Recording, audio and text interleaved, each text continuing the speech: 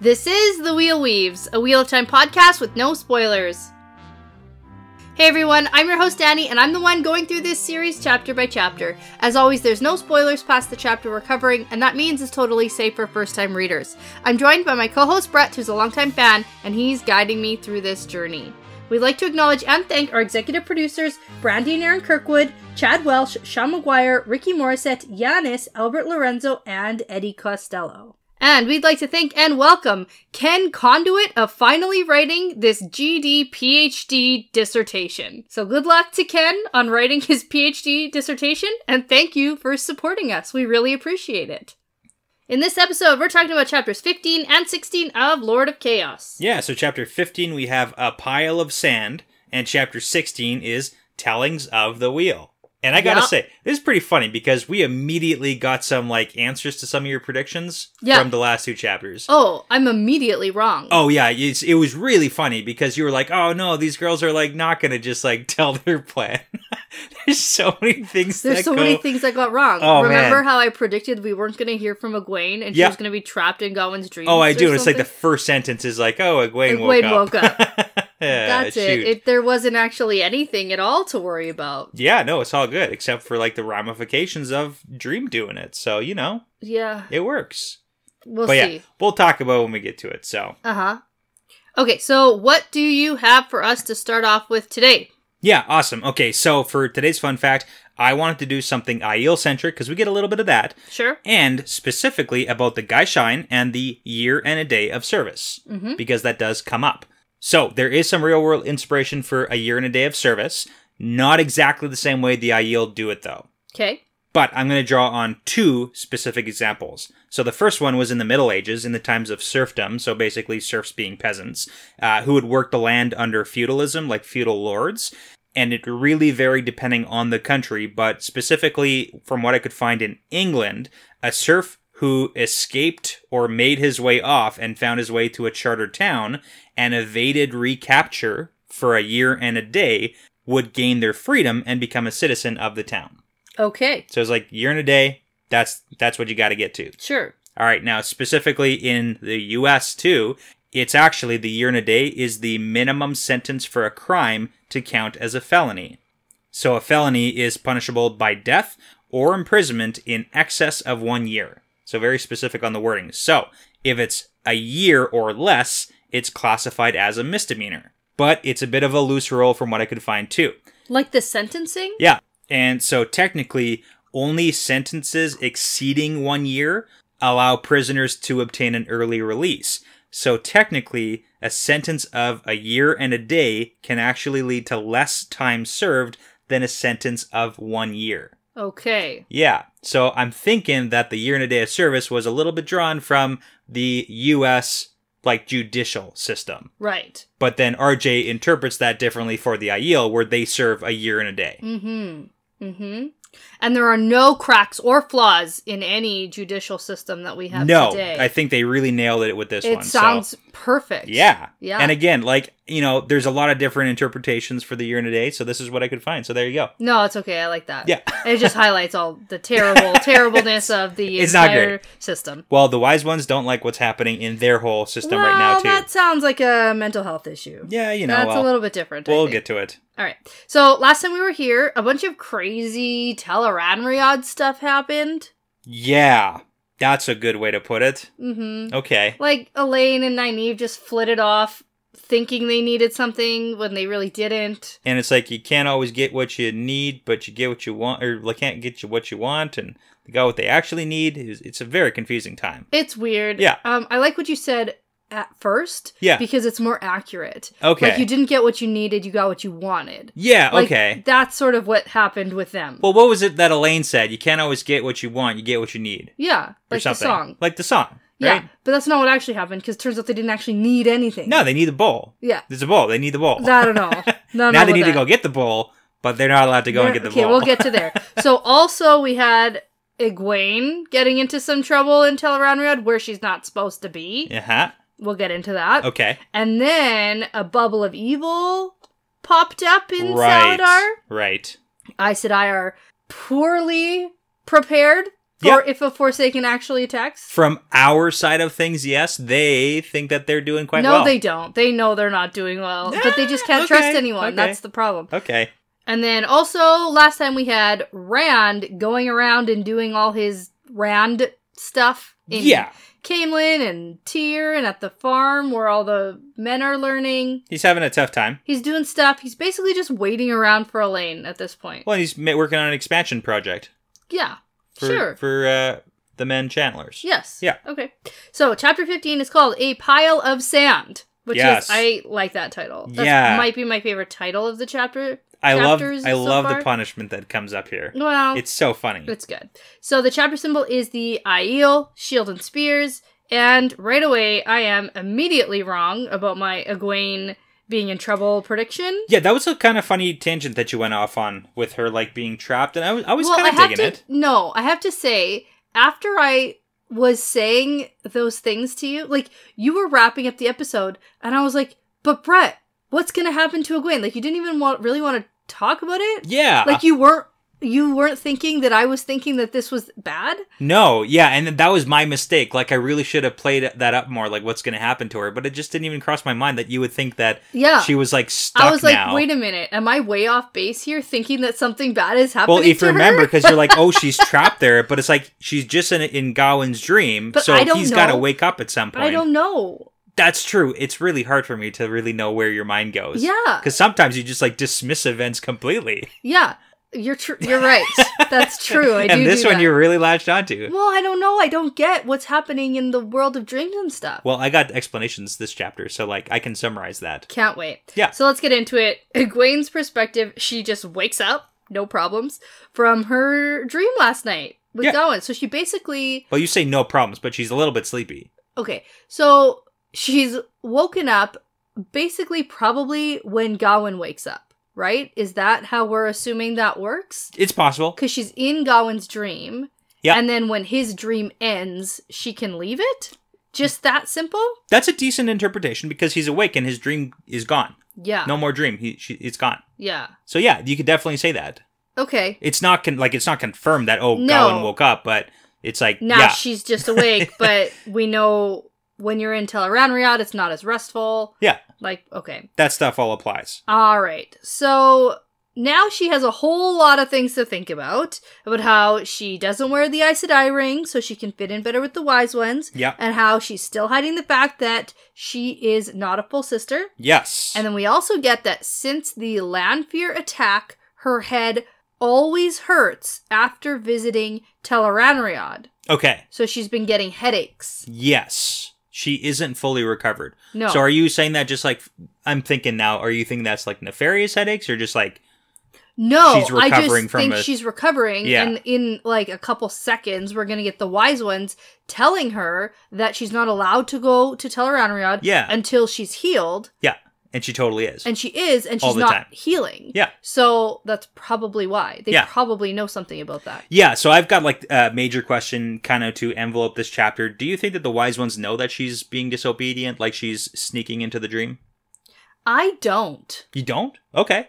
Like, there's so many hints where they're like, oh, you shouldn't be going in there. Don't do it. Don't do it. But Egwene is lying about a whole lot of things. Yeah. Like, she's lying about the Aes Sedai thing. And then one of them says, oh, I couldn't find your dreams last night. Yeah. And is that like a whole, oh, I know that, I know you know. I just didn't get that sense. Because I really do think they would come down very hard on her. Yeah, yeah. I think that they take it very seriously. And I don't think that they would let her flit around. Okay, that's good. I like that answer. They're too stubborn about it, right? Like, that's their space. Yeah. And if you're going to F around in there... You don't get to go in that space anymore. You don't get to go in there. Yeah. And they'd be harder on her. Okay. Because they're not soft people who just, like, allow people to do things they don't want them to do. Yeah, like, I know I said that, but okay, I'll let you do it this time. No, that's not what the Wise Ones or any of the Aiel are about, turns out. So anyway, she goes to splash some water on her face. She sees herself in the mirror and blushes. Ooh. And thinks to herself, well, what did you think would happen? And this was Gawain's dream, so it wasn't technically Tel'aran'rhiod. Yeah. So it wasn't real, but she was there. She remembers it like it was real, but it's not her. It's not like as real as Tel'aran'rhiod. Yes. It's like slightly different. Yeah. So Like Teleranriad, like it's not her physical body, but in Teleranriad it is? No, it's not, because she's sleeping. Yeah, well, whatever happens to you in Teleranriad happens in the real world, right. to an extent, obviously, because we've seen variations of that. But them doing it in Gawain's sex dream is just making her blush. Yeah. And then she thinks, how dare he dream of me like that? She does recover, though, yeah. so that's good, because it's like, well, okay, and then she's like, well, you can't really fault a man for his dreams. Phew. And, like, why wouldn't he dream of me? So now Egwene is very sleepy and she falls back asleep, and this time she gets some dreams, and it has been a while since we've had a full list of prophetic dreams from Egwene. I see what you're skipping here, though. Before she has the prophetic dreams, she has a little slap and pickle with Gawain, like of her own. Oh. Yeah. Okay. Just like a little bit. I mean, like maybe those are also prophetic. It's... You know what? Maybe. But it's like very notable because it's like the same kind of stuff, but less of the embarrassing events. So it's still like the poetry and the kissing, but then some things don't necessarily... Some things she doesn't understand. Like twice she dreamed of taking him by the shoulders. That's what I was going to say. Then it kind of goes into the whole prophetic side. Trying to turn him to face the other way against his will. That's very metaphorical. Well, it's also very in line with the Min viewing, if you remember that one. No. Okay, so she's had like the If viewing. Oh, right. Which was like whole big deal because it hadn't happened really. There's like two times. But with Gawain, the viewing was Gawain kneeling at Egwene's feet with his head bowed and Gawain breaking Egwene's neck. First one, then the other, as if either could be the future. Right, okay. Yes. I actually completely forgot that happened. Yeah. So again, kind of in line here where it's like two different takes of what can happen. Yeah, that dream is exactly what Min basically said. Yeah.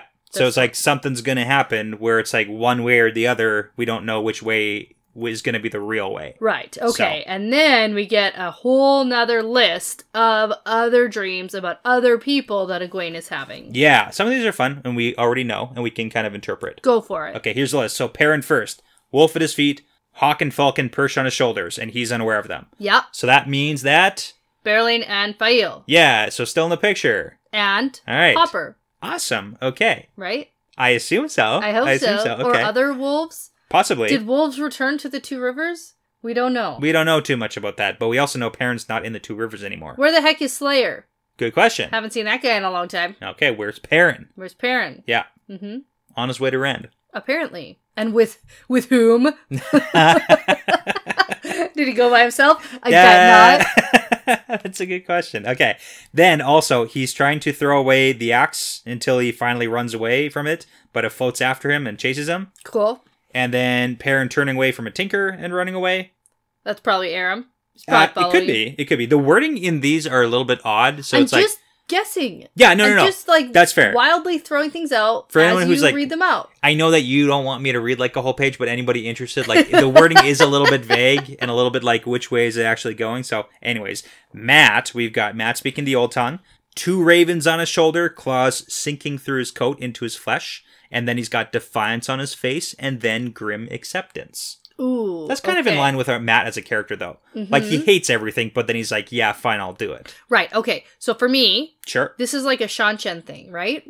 Because we have... Okay, why do you say right? like you're going to confirm for me? Yeah. Yeah. So we have something about the Tower of Ravens or something? Yep, absolutely. What's it called? Tower of... Yeah. Oh, that's what it is? You got it, yeah. Okay. Because I'm also confused about the Towers of Midnight. That's is that the book thing title. Too? That's a book title. Okay, I don't know. All right, and so the Ravens are a Shan-Chen thing, but then also the the Court of Nine Moons is a Shan-Chen thing, and then Matt is going to be married or something to the Daughter of the Nine Moons, which is a Shan-Chen thing, and so I assume Ravens are tied to that. Cool. That's something Shan-Chen. This is me trying to shove that puzzle piece in. Well, you also know what has 2 ravens. His spear. His spear also has 2 ravens. Yeah. Which is probably not a Shan-Chen thing. Yeah, probably not, considering where he got it from. But that's... Yeah, okay. Like, it might be, but it's like, you know... Okay, anyways. Also, a woman, face shrouded in shadow, beckoning him towards great danger. Ah, no. A lot more vague, but it's like, oh, Matt's gonna get in trouble. Oh, no, Matt. Women, am I right? So complex. Okay. Now we got Rand. So Elaine forcing him to his knees with one hand, and Elaine, Min, and Avienda sitting in a silent circle around him, each in turn reaching out to lay a hand on him. Weird. Okay. Yeah. Well, I mean, it's like the three women and Rand. Yeah. Cool. Yeah. Whatever. And then this is a good one. Rand walking towards a burning mountain. You can probably assume which burning mountain that is. Yeah. Dohum. Dohum. The mountains of Dohum. Oh, yeah. Shale Ghul. Yeah. Okay, Shale Ghul. Yeah. Okay. And as he's walking and crunching the seals of the Dark One's prison. Oh, my gosh. Like, Rand, don't step on them, man. They're fragile. That's how you break them. That's how you break plates. You don't do it. Okay. Then we got Swan and Lyanna, and she doesn't know who they are yet. Right. Like, she's like, the woman I saw in the dreams. Exactly. Yeah. So they catch her and drag her in front of a table full of hooded women, and when they took the hoods off, it's all Leandrins. Yeah. And then there's also a hard-faced Seanchan woman that seems to be handing Leandrin an Adam. Okay. It's a little bit weird. And again, the wording is a little bit vague on who the she is and the people. But anyways, that's the best we're getting out of it right now. Okay. Okay? The interesting thing is Swan and Lyanna dragging her that is interesting. towards a table full of hooded women. Right. So, yeah. And then there's a couple other ones. So we got Rand dancing through the streets of Kyrian, laughing while he's blasting buildings and people. Finger and guns. Yeah. Pew, pew, pew, pew. And just bang, bang. Yeah. Yeah. And the other men who can channel are like running with him. We've got the wise ones catching her in Tel'aran'rhiod and selling her like an animal in Shara. So okay. Shara comes up again. I feel like that might just be an Egwene not totally true. Regular dream. Okay. Yeah. And then that's something she's totally scared of. The weirdest one here is Egwene standing outside of herself, watching herself and her face melt and her skull crack open and shapes poking at her with hard sticks. No, and that's when she wakes up. When my face melts off. Oh no! Yeah, there's a whole lot of stuff there. If that's like a true one, I feel sad and I shouldn't laugh at it. And it's like all the. But like, what do you mean if it's a true one? Well, like if it's a prophetic one, and she's gonna or like have face her melting. Yeah, she's gonna have her face melted off, and you're gonna regret this conversation. I'm gonna regret laughing at her for sure. Yeah, but it's like when the dream you wake up and it's like the real world thing happening in the dream because then it's Cowind. Yeah, who's that's like the poking. thing that you don't believe is real, and everybody else confirmed that it is in fact real. Yeah, I remember. Yeah, the wording in these dreams are very kind of vague, and it's like, okay, of who's course who? They are. So always. But I find more vague than usual. Almost. Really, I don't. With some of the sentences, it all it's like seems vague. Yeah. All right. So yeah, it's Coinda who is waking her up, and it's the guy Shine from a long time ago. Or a while ago, I guess. Yeah. And we get a recap about what Guy Shine is, and how Coinda is one of the Guy Shine who has refused to take off the white after her year and a day were done. Yeah, and we get that explanation because it's like they learned the whole way of the leaf thing. She's stubborn. Well, stubborn in the sense that they think that all Aiel should always be Guy Shine now because it's like the whole way of the leaf. Right. Amis doesn't care for that. None of the wise ones seem to like this very much. Not at all. Yeah. So Egwene tries to roll over and go back to sleep, but Amis and the other wise ones come on in, tell her that if her appetite isn't back, then maybe she isn't recovering properly, and then she'll never get back in the dream world. Ah. So they've considered letting her come back in on the meetings with the Aes Sedai. Yeah, this is big. Yeah. Because the Aes Sedai suck real bad. Yeah, they are just being the worst in Tel'aran'rhiod, and the wise ones don't care for it. Yeah. They don't like it. Yeah, it would be good if she comes back, so. Yeah, and so the wise ones sort of have their own conversations between them. They comment on how they couldn't find Egwene's dreams last night, and that means she's having a bad sleep. And that's what I was saying. It's like, oh, do they actually know? And they're just being coy about it, but... I don't think so. Okay. That's not what I know about them. Yeah. No, I agree. It's a good justification. Yeah. And then this is where Coinda gets a little bit punished. Yes. Like, again, and it happens a fair amount from what it seems. Right. So the punishment is to go search through a pile of sand, grain by grain, until she finds a red grain of sand. And then bring it, and then if it's not the one I want, then you have to go do it again. And it's never going to be the one that she wants. No. For sure. She leaves, and then we get how the wise ones are feeling about this whole Guy Shine situation. Yes. Now, we do get some numbers, so this is important. So, a full quarter of those who finish their service refuse to return to their sets. So that's big. 25% of the people are not taking off the white. And more are going to the Shido every day because of the bleakness. But, from what it seems, nobody actually blames Rand for this stuff, except for the Shido, obviously. Yeah. But like the Aiel don't blame Rand. Right. It's just they think that they should be following the way of the leaf as it once was. Okay. So yeah. And like being the servants. Exactly. Right. Exactly. So then Egwene has a little bit of a conscience check because she starts thinking about her honor and what she's been hiding and how she won't be taught anymore if they find out she's sneaking. Yeah. So the wise ones mentioned that they're not angry with all Wetlanders or with Egwene, just the dumb Aes Sedai. Yeah, because they notice like her face kind of goes like, oh no, I'm going to get caught. Yes. But turns out Carlinia had suggested that the wise ones were holding Egwene hostage. Yeah, it is really funny. Like, we know these meetings are going terribly. Yeah. And it's just like on both sides. Especially without Elaine and Nynaeve there. Yeah. Oh. And without Egwene to be like the alternate on their side. So it's just... Oh, yeah. And then these women are showing up clearly like all misty because they're using the made up what are they called? Triangrial. Yeah. So I bet the wise ones hate that. Yeah, for sure. Because they can't enter the dream by themselves and they're using aid for it. Yeah, I can understand that. It's like, you shouldn't really be here technically. Yeah, can't do it. Then get out. Then get out of here, so. Oh, and then we get the best line. The Aes Sedai we served in the Age of Legends could not have been such fools. Yeah.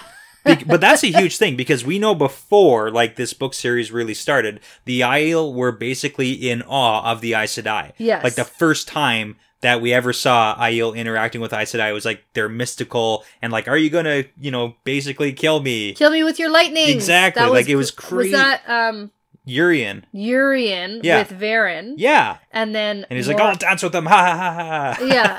And she's like, what? What are you talking about? But it's like, there was that mystical, like, they don't interact at all, and now it's like, you get a real exposure to who these women actually are, comparative to the wise ones, who seem a little bit more wise in some areas.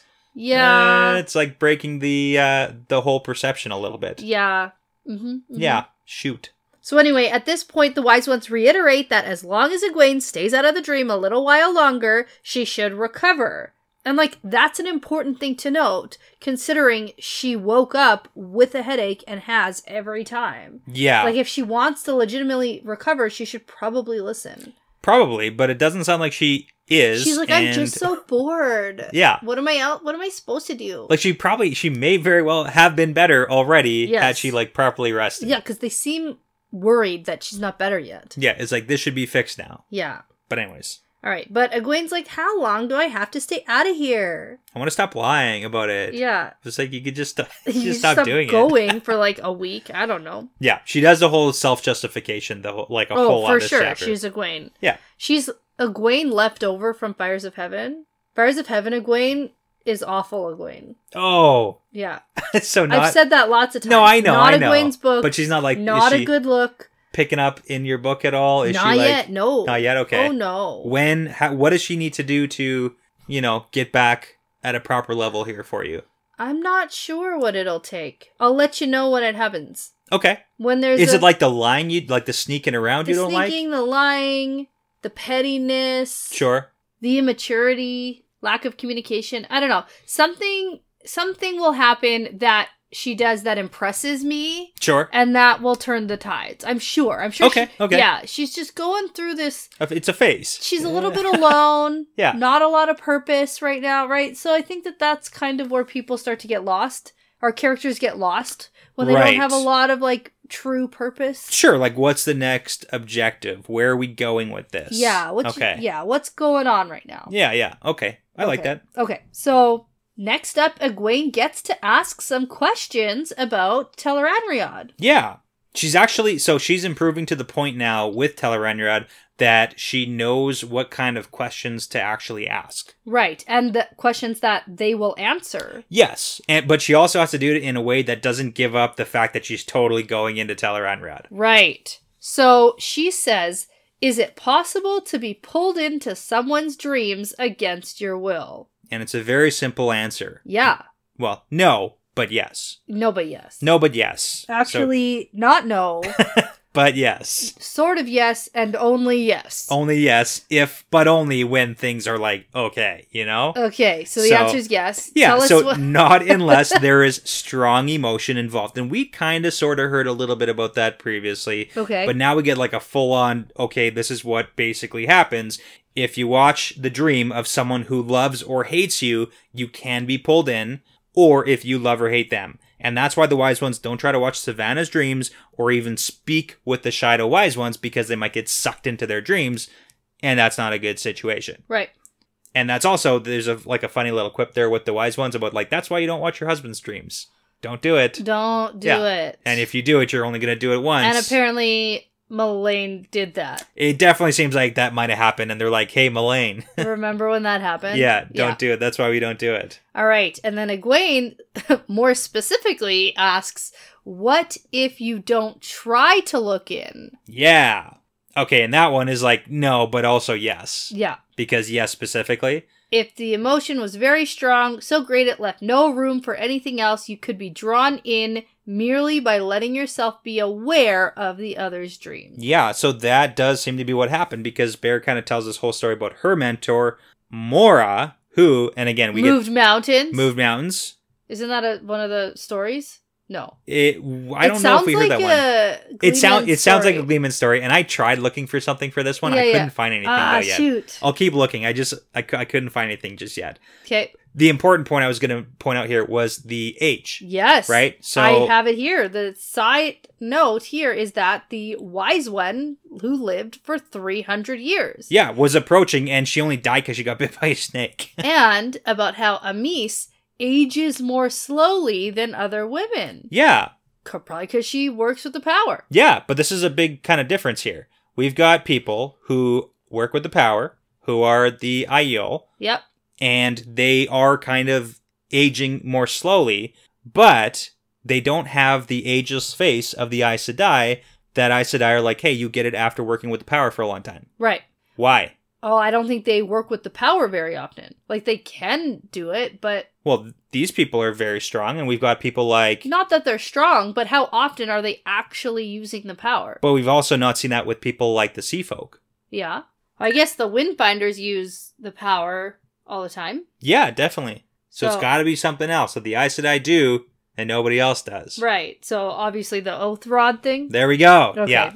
Yeah. It's like one of those funny little things where it comes up. Yeah. Okay. But yeah.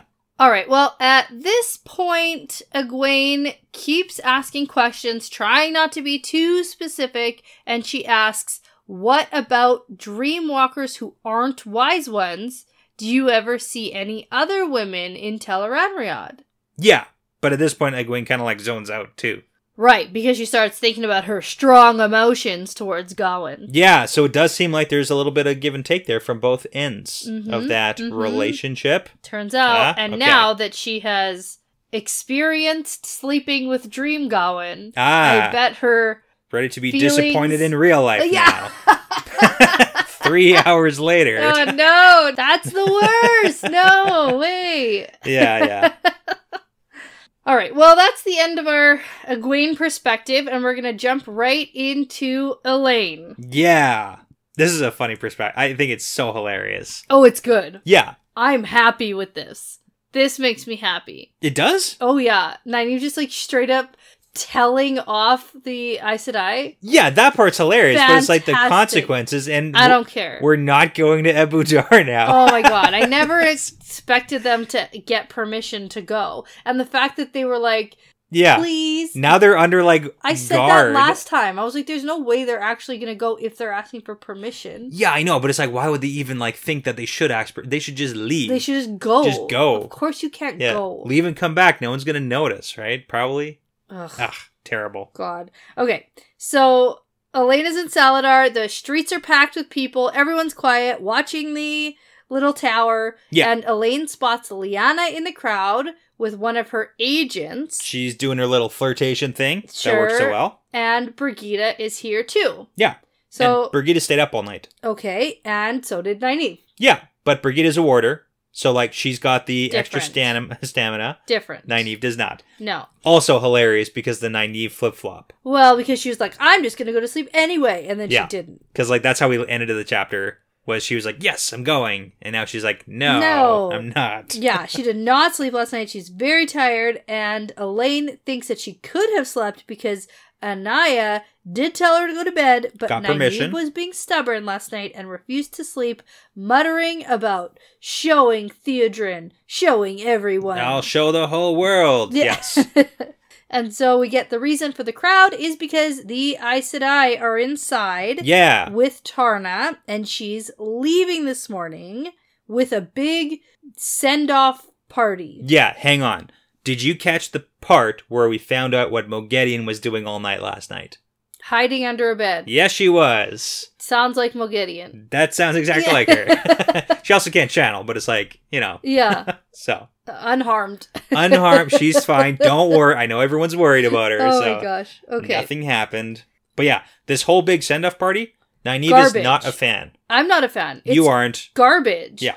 An honorary send-off, like a mile escort out of the place because of honor. Like, why are you honoring somebody that you are fighting against? Well, here's the thing, is at some point the tower is going to have to come back together. And when that happens, assuming it happens, they got to come back together as sisters. I still don't like it. I still think it can be like, we'll entertain you and we'll speak with you, but like, bye. Yeah, because it's like one side chopped off a bunch of Aes Sedai's heads from the blue. Yes. Right? Seriously. And one side ran away, and now maybe we shouldn't just be nice and friendly to each other. Right, exactly. Yeah, we picked sides. It's literally the Aiel with the Shido. The Shido split off. Yeah.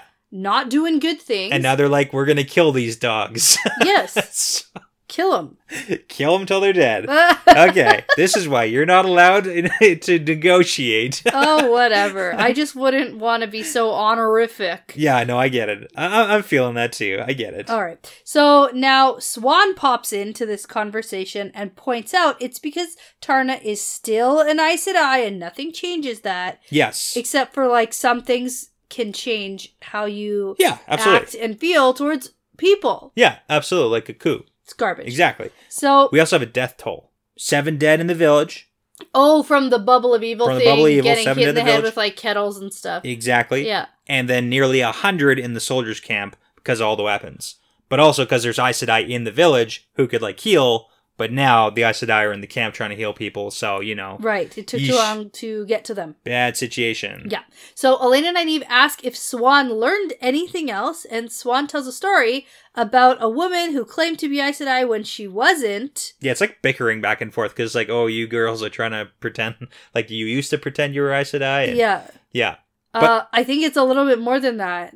Yeah? Because we get a very specific reference. Do we now? To a very specific green Aes Sedai. Who would that be? Who treated somebody very poorly when she found out they were pretending to be a green Aes Sedai. Okay.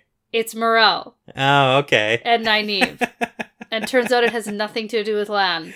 Oh, okay. Okay. No, it's kind of funny because we also get the whole that's really important here, that if you claimed a particular Ajah, that Ajah has first call on you. So it's like, okay. Do you think that lines up with why the Yellows are like ignoring her too? Because it's like, hey, if you were going to be this like healer, you should have pretended to be a Yellow. Probably. So now it's like a big F you. If you didn't want to pretend to be Yellow, then you can't join our club. Maybe, but then she also would have been punished if she pretended to be Yellow. Yeah, but it's like, hey, if you're like super powerful, maybe you should also pretend to be Yellow if you're going to pretend anything. Right. Right. So maybe there's like a little bit of back and forth here. I bet that's exactly what's happening. There's just like some stuff. There's like dynamics here. We don't even know the real truth. I like my theory better about the land thing. Well, it's both. It could be both. It could be both. Because like the Yellows are clearly affected by this too. Like they don't like her. I know. For whatever reason. So. Yeah. Okay. But yeah, I like it. Basically, in the end, we just find out that Swan didn't find out anything extra. Yeah, they don't know. No, she doesn't know. So Elaine is frustrated that the Aes Sedai are keeping everything secret, and Nynaeve doesn't understand why they're asking for more time. Yeah. Because they're stalling Nynaeve. That's literally a stalling tactic. But then the sisters come out of the little tower with Tarna, and they do the whole big exit ceremony with her honorary escort for whatever. So we get the name of Romanda, who's the eldest Aes Sedai. of the collection there. Mm-hmm. And she's the one who's making this declaration, and it's such a nothing speech. Oh, yeah, and people are, like, waiting for her to say Many of you something. are worried. We are going to do things, but don't worry. The things we are doing are not actually things. But they might be, so bye. But wait, and you can shelter in our hand as the waiting will continue. Thank you. Alright, so now that Tarna's gone, yeah. Elaine and Nynaeve are going to meet with Sheriam.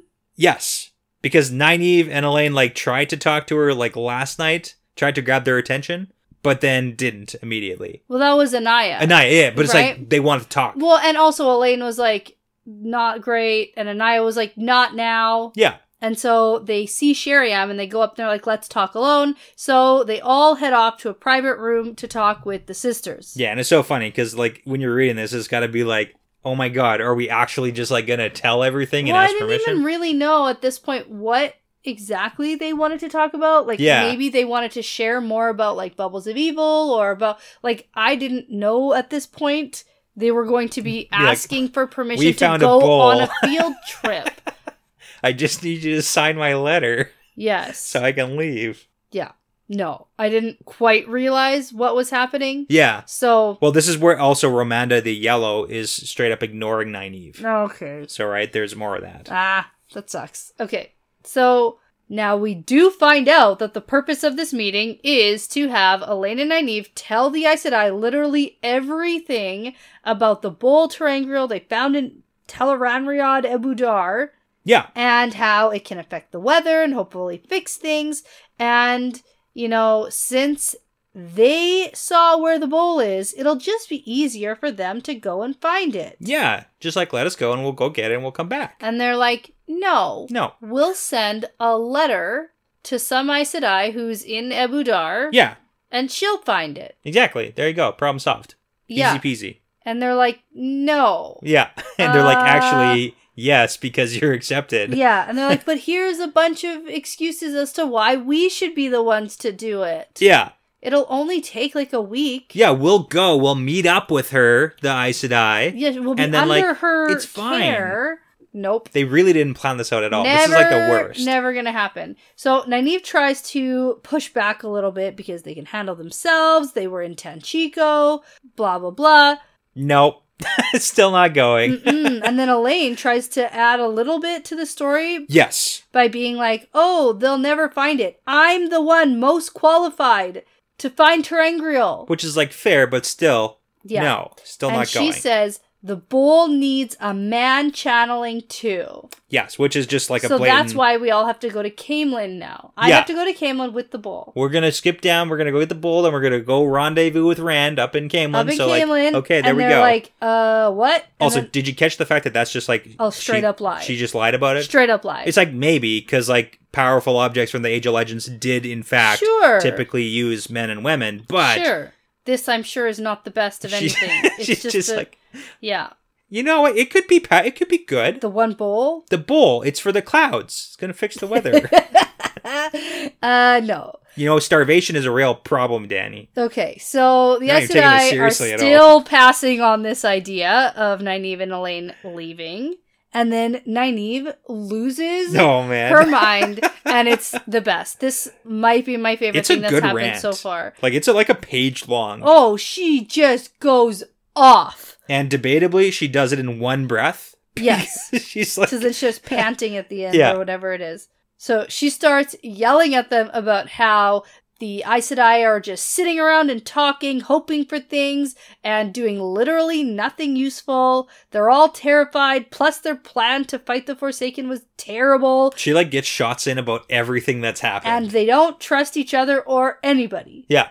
It's really good. She covers all the topics, all the major points. Calls them out for being awful. Calls them out. And it's also just like, this is a bad idea too. Mm-hmm. Your first plan was bad. This is your second plan. It's also bad. All of your plans are bad and you're just sitting around on your fat asses. Quit it. Oh, man. Yeah. Okay. So anyways, that went poorly. Time lapse. Yeah. Still in Elaine perspective. But now Nynaeve and Elaine are... cleaning out cauldrons and cookpots. Until the end of eternity. Yeah. That is what's happening here, so... And then Elaine calls out Nynaeve on this whole thing, and then Nynaeve's like, whatever, they wouldn't let us go to Ebadar anyways. It's like, yeah, you guys knew that. You should have That's why you were asking Brigida to sneak you horses. Yes. Remember that plan? Escape. Yeah. Escape, and then get the bull. Escape. And then go to Rand. Yeah. Do the plan. Do the thing, guys. Just go and do it. Except now that the Aes Sedai will know where they're going. Yeah. And be able to, like, chase them down. And now there's, like, guards watching them. Makes it way harder. All right, and the best part about all this is Pheolane is the one who's been tasked to watch them. Oh, yeah. To make sure they don't run away. And, like, she hates it, but she loves it. Yeah.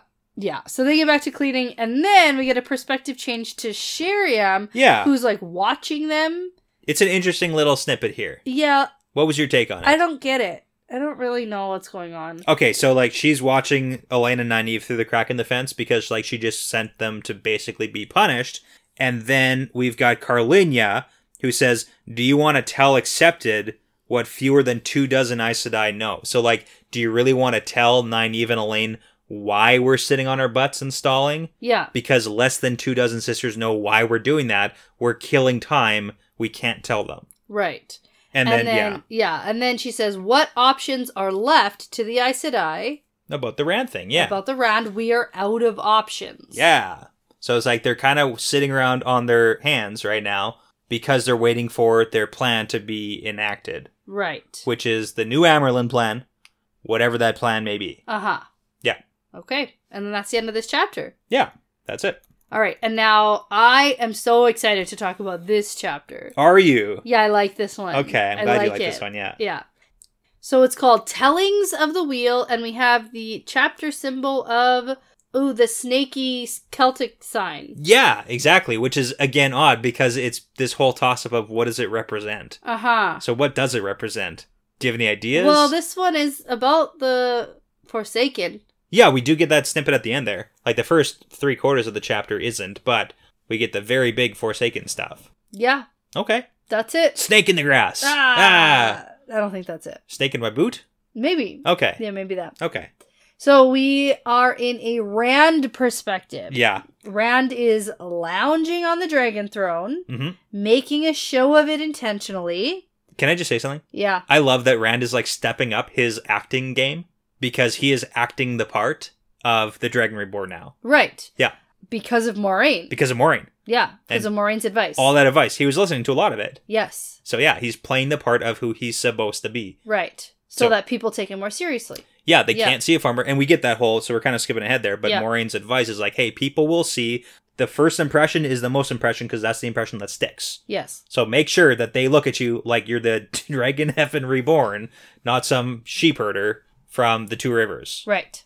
All right. So now Rand thinks about Alana because he can sense her and how she hasn't made any attempts at entering the inner city. Good to know. And he's kind of thinking like, why not? Yeah. What is she doing? Why is she just listening to me? That's weird. Well, you know, she's not one who listens. She's terrified of you. Yeah. Maybe she's cooled down a little bit. Maybe. And maybe she's like, okay, oh shit, maybe I did do something bad. No. And he might kill me. No. Okay, so not that. Not the I did something bad part? No, scared of a man who can channel. Okay. That's like, yeah. Because we also have Varen. He threatened me, and I don't want to... Yeah. Hopefully Varen's like in her ear or something a little too. bit, So. Yeah. All right. So now he's getting the hang of not feeling the heat, and now he's waiting for some people to arrive. Yeah, and the whole not feeling heat thing is important in this too. With the nobles, who are very sweaty. And he's all like, not sweaty. Got it. Power move. Yeah. Don't be sweaty. Got it. Okay, so Rand is listening to some guy who's the head clerk some guy, it's Howard Nori. Rattle off a bunch of stuff about what's going on. It's Nori, who has been Morgaze's head clerk. Have we already had this exact conversation before? Because I feel deja vu right now. It might have happened. Somebody was getting some report sometime in the past, and I didn't care about it, and you told me to care about it. That's going to happen a lot more too, probably. There's like important information that we're going to sneak in there somewhere. So. Yeah. I think the most important thing about all of this is that LTT is very prominent in Rand's mind right now. And Rand is talking to him. Trying to. I liked it. LTT is not talking back specifically? Not yet. Ooh, okay. Interesting. Yeah, because it doesn't seem like LTT is, like, cognizant of the fact that he's like in Rand's head. Except there is one tiny mention where he's like, hee, I'm watching. I can see you, but you can't see me. Oh, man. Well, and then we get like the crazy line where LTT says, where are all the dead? Why will they not be silent? And that makes Rand laugh because it's like, hey, shut up, dead guy. In my head, why won't you be silent? I think I'm going to go on record by saying that Lews Therin in Rand's head might be my favorite character. Oh yeah, I can see that. It's fantastic. He's funny. Oh yeah, he's got jokes for days. Anyway, so Rand's clearly Except insane. for when he was like, smash the seal for the Dark One's prison. Right. It's like, let's lift his arms above it and smash him. No. Oh man. Smash him. Okay. Smash the seals. Good one. Good one. Right. All right. So, anyway, Bashir enters. There's people here waiting. The people that they're waiting for are finally here. All right. So, boring business is over. Everyone goes quiet. Time for people to arrive. Yes. It is the Andorran nobles that Rand sent for. Yes. Yeah, so we got names. The most notable one that I remember is the cousin. Yep. Dylan? Morgaze? Dylan. Yes, because she's next in line, which is very important. But I got a quick summary here. So we got Elorian, Dylan, Abel, and Luan. So, Elorian and Pelavar are the ones who snuck into the city that we heard about a couple of days ago. Sure. And then Dylan was rumored to be in the countryside. And then back in chapter 9, with Morgaze's perspective, she was thinking about the people who were loyal to her. And these three, besides Dylan, the three nobles that are here, were on her list of people loyal to her, to Morgaze. Okay. And that's important because it doesn't sound like they're exactly loyal to Morgaze. No, but they don't like the way she treated everybody. Now, if you remember why, this is a big thing, because back in Fires of Heaven, when Morgaze was having these issues, and she was like, hey, Linny, we gotta rally the troops here, Linny was like, well, you exiled everybody, and then Elorian specifically got flogged for wanting to know why she was being exiled. Oh, flogged is like beaten in the street because she was the one to first support Cherkand. Got it. When she was doing the whole succession thing. Okay. And it's like Elaine was named after Elorian's grandmother. So it's like we definitely feel some heat from Elorian in this chapter because of the flogging most likely. Okay. Yeah. That's good. That's good to note. Yeah.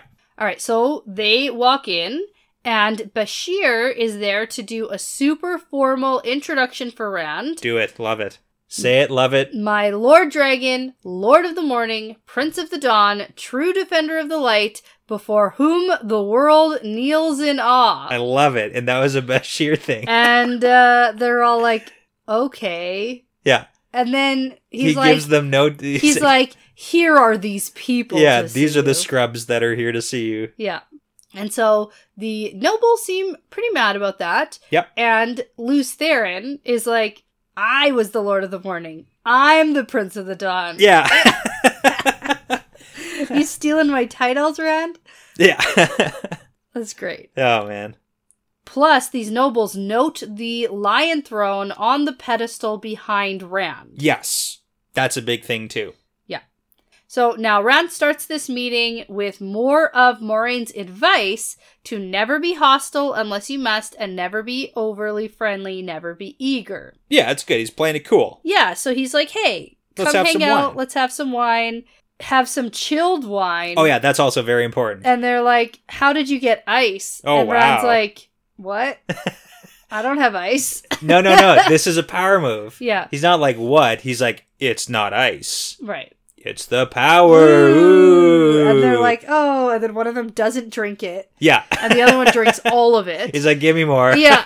I'm here for it. No, but it's totally like a power move. And this is the whole, like, they're really sweaty and he's not. So it's just like escalating that power stance. And then also another thing specifically is that Bashir leaves immediately. Yes. They all notice that Bashir is basically being treated like a glorified servant. Yeah, and they like that because they know he's the Marshal General. Yes. Right? Yes. Of the Saldaean army. There we go. So they're like, oh, if he can treat Bashir like that, how is he going to treat us? Well, it's also so like, flip side. But they're also looking at that like it's a good thing because there doesn't seem to be as much foreign influence as they may have thought. Right. So that's the important part to take out of it. Okay. So they all settle in. Gashain serve the wine, which they don't really like, but they do it anyway because it only serve the Gashain don't like that. Yeah, that's what I mean. Yeah. Because they're not servants. Right. And so now there's some snobby conversation about the wine and where it's from, and it's a Beaujolais. Yeah. And then and then the conversation shifts to Rand's proclamation. Yes. About how we have to find Elaine because she's supposed to be queen. Yeah, so this is the part where I was talking about the dynamics here with the different nobles. So Dylan likes to plan because although she's next in line, she doesn't want to take the throne. Right. Right? But Elorian does not like to plan because of the whole Morgaze betrayal thing, which makes sense because of the flogging. Right? And then Elorian and Luan say Dylan should take the throne, but Dylan says, not happening. No. Yeah. And so now the nobles mention there's a whole lot of rumors flying around about Rand. So many. Yeah. No one knows what to believe. Rand hasn't even heard some of them. There's some funny ones. Yeah. He's Morgaze's illegitimate son. He's a Terran High Lord. He's an Aielman. It's all pretty, not bad. He's the son of an Aes Sedai by the Dark One. Yeah. And then the big thing is also saying that he killed Morgaze, and a lot of people are attacking on Elaine to that too. Okay. And then they're like, well, that doesn't make sense because why would he want Elaine to be queen if he killed Morgaze? Because it's a cover. Oh, that's the other thing. cover. He's giving that proclamation as a cover for actually killing her, so it looks like he's on their side. Okay, this is kind of like a white cloak. Yeah. The tower didn't actually split. It turns out it's just like a cover. Yeah. All right. But they're talking very openly in front of Rand about the fact that he maybe killed like the queen and her daughter. Well, multiple times. Rand times. notes that these Andorans are very, very opposite of the Kyrianans and the Terrans in terms of like playing games. Yeah, they don't do it and they don't do it well. Yeah. Plus, Abel comments that the prophecies say Rand is supposed to fight the Dark One, not rule the land. Yeah, so this is a very frustrating conversation for Rand in general because he's literally saying repeatedly, I want Elaine to rule Andor. And they're like, hey, you shouldn't rule Andor. And he's saying, I don't want to rule Andor. Let's find Elaine and then she can do it and I'll leave. Yeah. I'll go away. And they're like, well, I guess maybe if you actually do that. Yeah, and it's like, okay, it's like, come on, man, let's find Elaine. Give me some news here. Yeah. Also, these nobles seem to be a little bit concerned about the rumors of the, quote, Aiel savages doing here what they did in Kyrian, blah, blah, blah, blah, blah. They won't be happy if that happens. Yeah, and this is Dylan taking a stand here because she's like, hey, okay, I'm going to support you, and if you do what you say you're going to do, which is get Elaine on the throne, then I will support that, and I'll support you in the last battle. But if you do the whole Aiel savages thing, which, again, like, let's stop calling them savages, people. Come on. Yeah. They're not. But if you do that, then I'm going to fight you. And then all the other nobles are like, yeah, we're going to fight you too if you do that. And then Rand just, like, laughs. He doesn't just laugh. He throws his head back in laughter. Yeah. Totally normal, sane, regular laughter. Well, and also, you're going to fight me to the death? Yeah. Like, okay, Dylan. Come on, people. Yeah. So Rand tells them to just keep in mind, Tarmangaiden is coming, and there's no telling how much time is left, and they go to leave, but then Rand pulls Dylan to stay behind, and he asks her why she looked at him strangely. Aha. Yes. And then Dylan's like, well, what's your mother's name? And then, we get the whole story about how his mother is an Aiel maiden. Yeah. That's the story he knows. Yes. Well, okay, so we've heard snippets of all this. Yep. And we've put it together already. Yeah. For what happened. But now Rand gets to find out. It's really sweet because this is like the first time he's getting all the pieces all put together in one nice collective story, and it finally is all making one big sense. Yeah, it's finally here for him. So that's really nice. All right. And it's important because we kind of get the time frames in our head too. Okay, go for it. A bit over 25 years ago is when Tigraine, the daughter heir of Andor, vanished in the night and left behind Tarangale and their son Galad. So again, this does make Rand and Galad half-brothers. So that's very important. So all the nobles see Tigraine in Rand's face, which is very shocking. But I picked up on that a long time ago. Yes. When the first innkeeper, the first guy was like, hey, you look like Tigraine. Yeah, exactly. What are you doing I here? know, yeah. Yeah, so it's like, genetics, all that good stuff. But anyways, so Rand thinks back, this is to the whole Wise One story about Shael.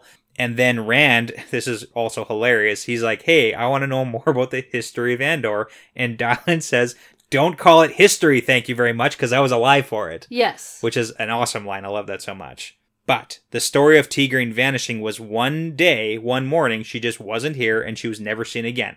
Some thought that maybe Tarangale had something to do with it, but Tarangale's whole plan was having his daughter to be Queen of Andor and his son to be King of Cairhien. And that would stop the fighting between the two nations. But with Tigraine gone, things happened and then that led to Laman's pride. Yeah. Because Tigraine didn't get any of that stuff. Right. Yeah. Tarangale, sorry. Tarangale. Didn't get any of that stuff. Yep. Yeah. And then tack on this, we get the Guitarra Moroso stuff, because it's really her fault. Now, Guitarra Moroso, you remember her? Yeah. Okay. The foreteller. The foreteller of Rand. Yes. Like, that's the big one. Yep. So, Guitarra was counselor to Queen Mordrellin. Who was Tigraine's mother? Yes. And she was the one before Morgase. Right. Okay. Right? Because, so what happened with this, we kind of get that entire story time. Tigraine was the daughter heir. Tigraine was daughter heir. I felt like I was under the impression that she was queen. No, Tigraine never became queen. Okay. She was daughter heir under Mordrellin, but then Tigraine vanished because Guitarra specifically told Tigraine years before that unless she fled to the Waste telling nobody and became a Maiden of the Spear, that disaster would fall on Andor and the entire world. So that's why Tigraine left. And then Luke also went to the north, right? Never to return, and people said Guitarra had convinced him that his fame lay in the Blight or his fate, and then other people or others said that she told him that he would find the Dragon Reborn there, or that the last battle depended on him going. And that was about a year before Tigraine vanished. Okay. So Mordrellin was queen, Tigraine, her son and daughter, vanished. Then that's why the succession war started, because Mordrellin died with no heirs. And that's when Morgase won the succession war to take the throne. That's right. Exactly. So there we go. To marry Tarangale, right? Well, she won first and then did the political marriage. It wasn't like she didn't need to marry him. And Tarangale is Tigraine's husband. And Elaine and Gawain's father?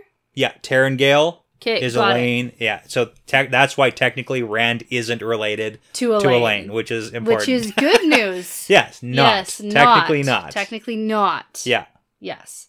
All right, that's a situation I think I need to draw out. Do it out. Yeah, there you go. Okay. So after all that story time, Dylan leaves, and then Rand thinks about all the things that happened that led to his birth. And it's a lot. Yeah. Tigraine went to the Waste. Laman cut down to Evandor Dara, right? The Aiel War happened, and then Tigraine became a maiden, and then gave birth to Rand at the proper time and place. And that's when we get the LTT thoughts about it. Yeah. And this is when Rand asks, are you really there? Are you there? Yeah. Are you there? I want to talk to you. I need some advice. Hello? Yeah. Hello? No response. Earth to Lews Therin. No response. Well, it's not like he's up above the earth and he's like calling down, beaming down. I knew it was a joke, Brett. I just didn't get it at first, okay? Okay. All right. I actually like that Rand did this. What? Asked if he's there? Mm-hmm. Why? I feel like maybe if you can start a dialogue. Do you want this to happen? Oh, yes. Like you want LTT to be there and talking definitely to Rand in his head? Yeah. Okay. Because if they could have a dialogue and like communicative relationship, sure, then maybe it'll be less sporadic and jarring for Rand. Okay. When it happens. So you really think that Lews Therin is like real? It's not just like Rand's crazy and making this up. Oh, no. No? Okay. There are so many things that Rand learns and knows about. Sure. That there's no way he would know. Okay. Like I just gotta ask. Specifically in this chapter. Yeah. We get stuff. Okay. That's for sure Lews Therin. Okay. I'm not saying he doesn't know stuff, but it's like manifestation of this Lews Therin character in his head. With real history. Sure. Yeah. Granted, I'll give you that. Yeah, he's there. I just don't know why he didn't answer Rand. Okay. I wanted him to. What happens if Luther and kind of takes over? I don't think so. I think that he's trying to, but maybe if they work together. Ah, like a left arm, right arm situation. Mm-hmm. Okay. Like a Venom situation. You get half the body, I get half the body. Not like that. Okay. Nope. Not like that. Top half, bottom half. No, not like that either. Oh my god. Okay.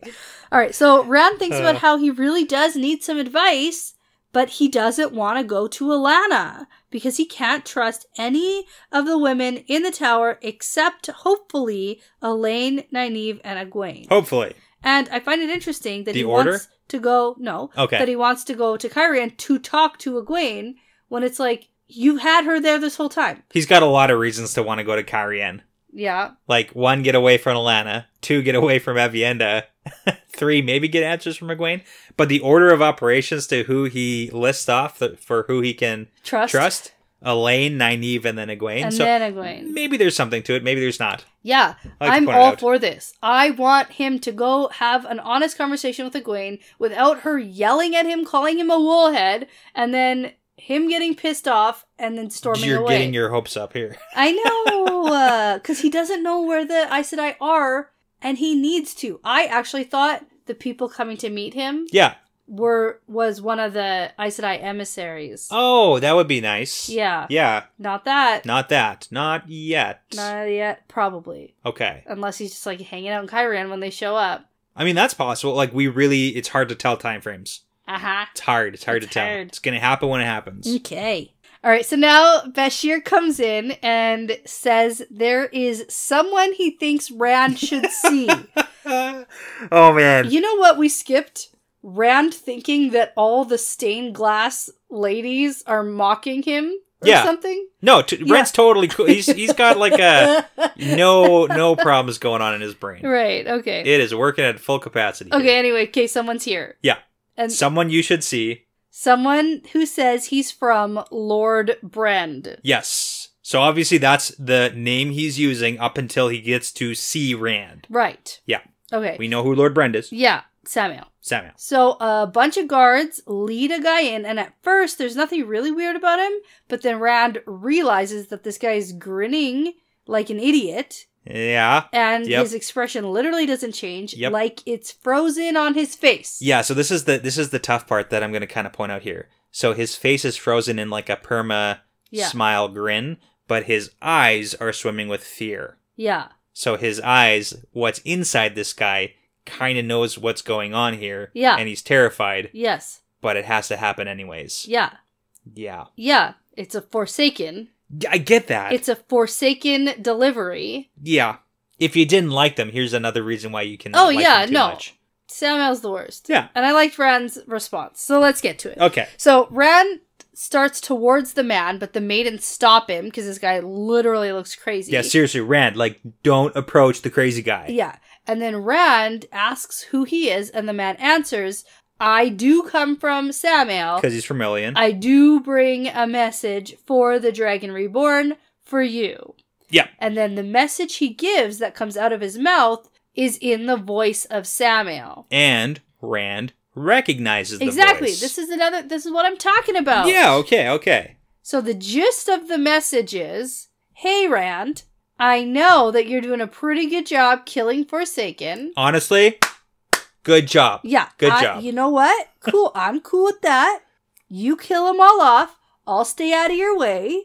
And then me and you, we can meet up. Yeah. At the last battle, square off when everyone else is taken care of. 1-on-1. And until that point, I don't attack you. You don't attack me. I'll just hang out in Ilion. Not even gonna help other people. I won't even cross the boundaries. I'll just leave you alone. I'll just hang out here. Yeah. And then afterwards we can do a mano-a-mano. Yeah. Showdown. No. So this sets Rand off. Hold on. I want to talk about this. Okay. I want to talk about this. The truce? The truce. Yeah. Because legitimately, why would Samael ask for this truce? Because he knows that Rand is sitting there with a giant army about to smoosh him. Sure, but besides that, why is it beneficial for Samael to let him kill off all the other Forsaken? Well, he doesn't want all the Forsaken around.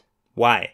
Because they're going to try to steal his spot as the guy. As the guy. Okay, what's the guy's name? The Nameless, right? So that's the thing, is the Forsaken are cool with killing each other off because they want that ultimate, top tier spot becoming Nameless. Yeah. So Samael's move is hey, let's just, let that happen, and then I can become the guy. Right. And if Rand attacks Samael, there's a good chance in Samael's head that he's going to have to kill Rand, and that goes against Dark One orders. Yeah.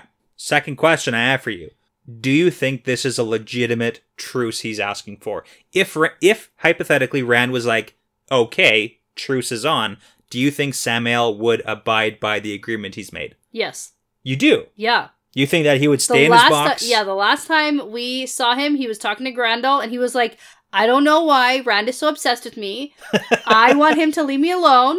Our orders are not to kill him. Yeah. I don't get it. He's obsessed with me. He's obsessed with me.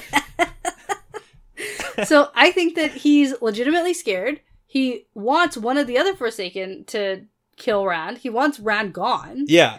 But he doesn't want to be the one to do it. Okay. And he doesn't want to be killed. So he would totally he would do that. He would do this. Absolutely. He'd follow through. I like that. I think so. Okay. Yeah. But Rand's like, no. Hell no. Hell no. And LTT goes, hell no. Hell no. Yeah. No truce with the Forsaken. No truce with the Shadow. Yeah, I love it. We don't negotiate with terrorists. Exactly. And then the messenger just starts to spasm. Yeah, this is, so you know what? It's so gross. We don't really talk much about the TV show, obviously, on this podcast. Yeah. But just knowing how violent they're making the TV show now. I think I mentioned that last episode. It's like, I'm so, like, it's gonna be good. I don't want to. I don't like that stuff. Whew, okay. That's the stuff I don't like. I can read it, but when I'm so visual that, like, that stuff affects me much more than, like, reading words. Yeah. Like, this is pretty crazy. Yeah. Okay. Yeah, I don't like that stuff. I don't like scary movies. I don't like jump scares. I don't like tons of blood. I like the fantasy stories and the magic. Yeah, I get it. Okay. I don't need all the other stuff. Okay, let's do it. Let's do it. Okay. Anyway, so this guy starts sweating blood, falls down, convulsing, bleeds out, and dies. Yeah. But what I did want to mention was all just the sort of random little tidbits about what Samael has done. Yeah, like, these are your war crimes, and this is why you don't get let off the hook. In a bunch of places that, like, don't exist anymore. Totally. So, hopefully this message does get back to Samael. Well, that's the question, too, is, like, how does Samael know? Magic. But, like, legitimately. Magic messenger. Magic. Because Bashir's whole thing is, like, hey, no message back means that it was a bad message.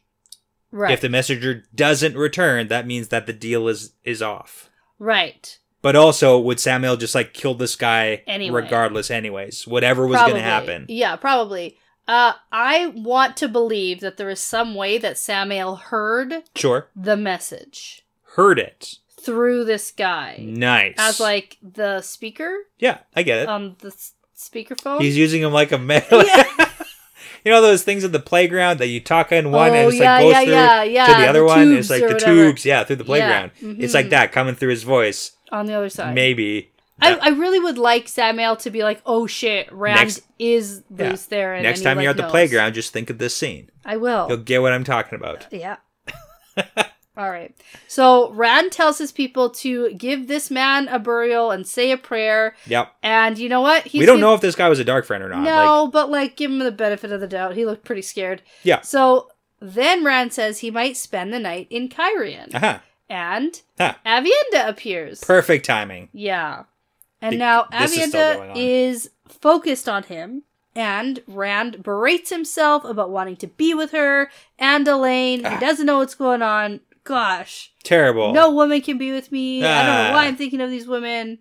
The worst. So Aviendha says that she must go to Cairhien too because she must speak with the wise ones. Yeah. What are you thinking? General check-in or?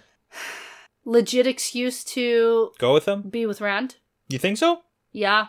He's not communicating very well at all. Maybe that's what she needs to talk to the wise ones about. That's fair too.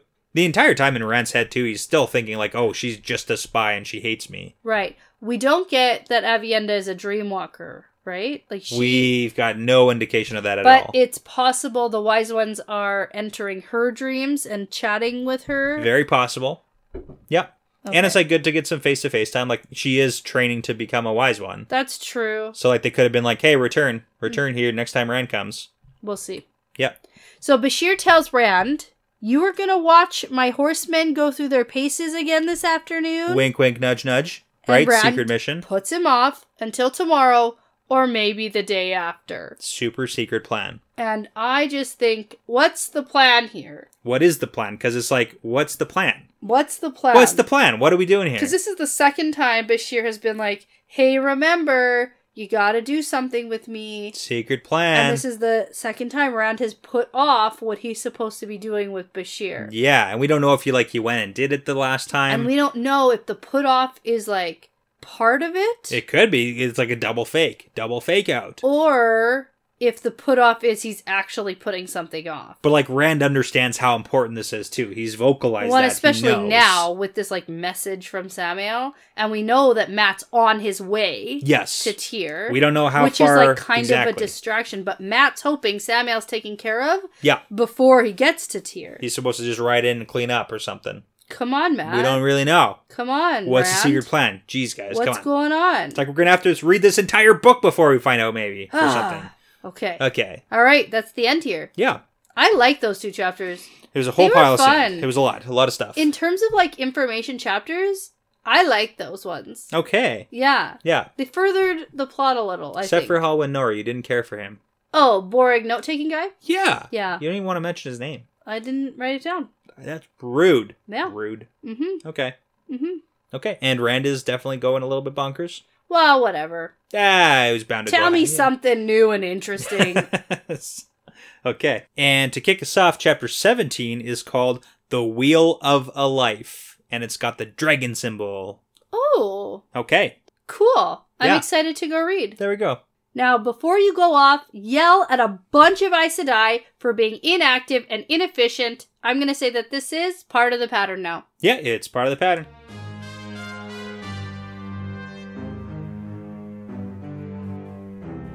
Well, that's all for now, folks. Thanks for sticking around to the end of the episode, and thanks for listening. The Wheel Weaves is hosted by Dani and Brett, produced by Dani and Brett, with Essen, Passion Socks, Mozyme, Moltude, Benjamin, Michelle O'Brien, Jamie Young, Cody Fouts, Megan Smiley, Jonathan Reese, and Kaz. With music by Audionautics.com. If you're interested in supporting us and the podcast, you can find us on our Patreon page at patreon.com/thewheelweavespodcast. For all things The Wheel Weaves, like how to get in touch with us, how to send us really cool shot glasses, our social media links, how to join our Discord, and for just some general information about the show and the hosts, you can head over to our website at thewheelweavespodcast.com. And as always, don't forget to tell a friend about us, to leave us that 5-star review, and to hit that subscribe button over on YouTube. We'd really, really appreciate that, and it does help a lot. Thanks again for listening. This really is part of the pattern now.